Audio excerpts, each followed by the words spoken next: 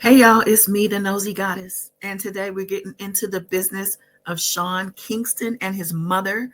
They have been found guilty on all fraud charges. Check this out. We're following some breaking news right now. A Florida jury has found singer and rapper Sean Kingston and his mom guilty in a $1 million federal wire fraud trial. Now, Kingston, whose real name is Keyshawn Anderson, and his mom, Janice Turner, were charged with 5 counts of wire fraud and conspiracy to commit wire fraud last year. They were accused of defrauding several businesses, including jewelers, luxury furniture makers, and car dealers, all totaling more than $1 million. Kingston, he's famously known for those hit songs like Beautiful Girls and Fire Burning. He and his mom will be sentenced in July, and they are facing up to 20 years in prison. 20 years is nothing to sneeze at, y'all. Now let's get into a little of the background of what actually happened here. So as we now know, Sean Kingston was found guilty of wire fraud, facing decades in prison. Now, according to Variety.com, Sean Kingston and his mother were found guilty of wire fraud in their $1 million federal trial, facing decades in prison. The jury deliberated for 3 hours today in Broward County Court to find the 35-year-old singer born Keyshawn Paul Anderson and his mother, Janice Turner, guilty on 1 count of conspiracy to commit wire fraud and 4 counts of wire fraud. Each charge carries a maximum sentence of 20 years in prison. Sentencing will take place for both on July 11th. Now, they're saying here that the trouble began for Kingston in May of 2024 when he and Turner were arrested on theft charges following a SWAT raid on his South Florida mansion. The raids were conducted in the wake of a lawsuit filed against Kingston for allegedly not paying for luxury items. An attorney for the individual who sued Kingston noted that he used basically a script. It says here in quotes, he says that he works with Justin Bieber and obviously puts on a big show here. This is a rental house. He doesn't own it. And he lures people using his celebrity into having them release things without him paying for it. And then he simply never pays. 2 months later, Kingston and Turner were indicted in Miami federal court and charged with 1 count of conspiracy to commit wire fraud and 4 counts of wire fraud. The indictment was made in connection to a scheme to defraud victims, sellers of high-end specialty vehicles, jewelry, and other goods purchased via fraudulent documents. At the time, the United States Attorney's Office of the Southern District of Florida stated that the scheme involved making payments through banks that never actually went through, which resulted in Kingston and his mother accruing in excess of $1 million in property. During the trial, Fort Lauderdale jeweler Moshe Eatery testified that he gave Kingston an Audemars Piguet, I'm probably not pronouncing that right, Audemars Piguet watch for $285,000 and the promise of introducing him to other celebrities. In a voice memo played during the trial, Kingston can be heard saying, "I'm going to have you at all my video shoots and red carpets." Kingston then provided Eatery with a screenshot of a wire transfer, which the bank said was not authentic. Subsequently, Eatery was fired from his job and Black Kingston never footed the bill. Turner herself took the stand and admitted to falsifying wires in an effort to protect her son from scammers by delaying payments for luxury items. Kingston was slated to take the stand in the trial, but ultimately decided not to do so.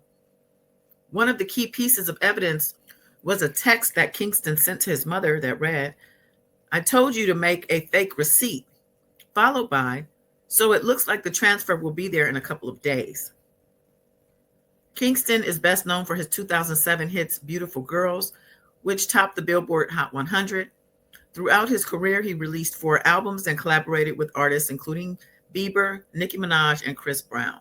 Wow, so this basically sounds like a case of someone who had a once successful career, had some successful moments in the entertainment industry, and couldn't let the lifestyle go, decided to defraud people instead of either humbling himself and lowering his lifestyle standards or, living within his means, really. Couldn't live within his means and instead decided to defraud people to keep up with the Joneses, to keep up, looking as if he was still balling when really he and his mother probably squandered the money that he did make, and then he just wasn't able to regain the success he once had. I remember Sean Kingston being a name, but I don't, his songs don't really ring a bell for me. So, this is just a lesson for people. It's like you're supposed to live your life and not let your life live you. You know what I'm saying? Letting worldly possessions determine what type of person you are, the type of character you're going to lead with.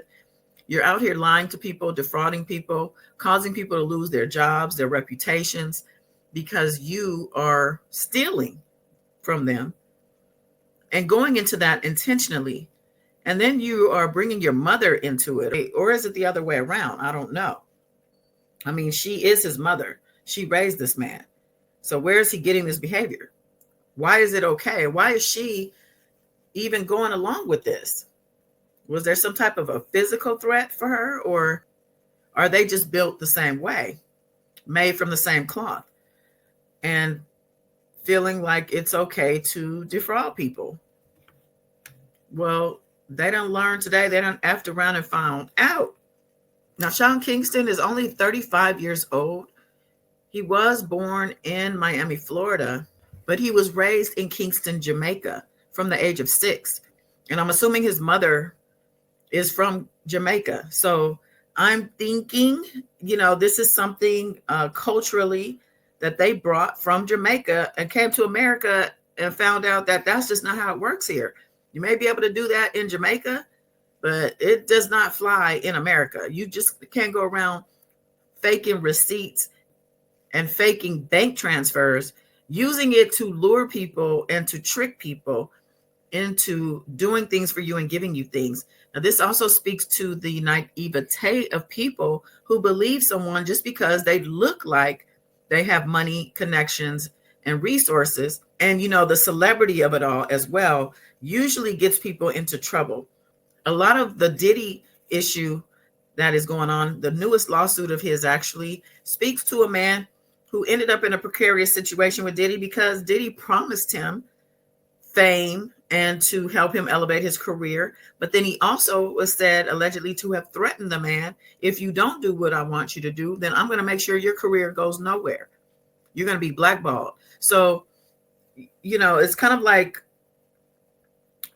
a damned if you do, damned if you don't situation with these people. And it's best just to stay away and make it on your own merit. You not depend on somebody to, get you where you think you should be in exchange for some type of favor. You're going to invite me to red carpets. You're going to invite me to the studio. Who cares? How, I guess the man thought it would benefit his business. He would be able to sell more watches, but no. So, it's unfortunate that a mother and son who could have done really good things in life, like instead of going down this path, he could have maybe gotten more success in music, parlayed those connections and that notoriety into something good rather than scamming people. But that's what they chose to do. And that's what it is. So once they are sentenced July 11th, I'll be back to let y'all know what happened in court. Okay. But that's all I got for now. All right. Till next time. Bye.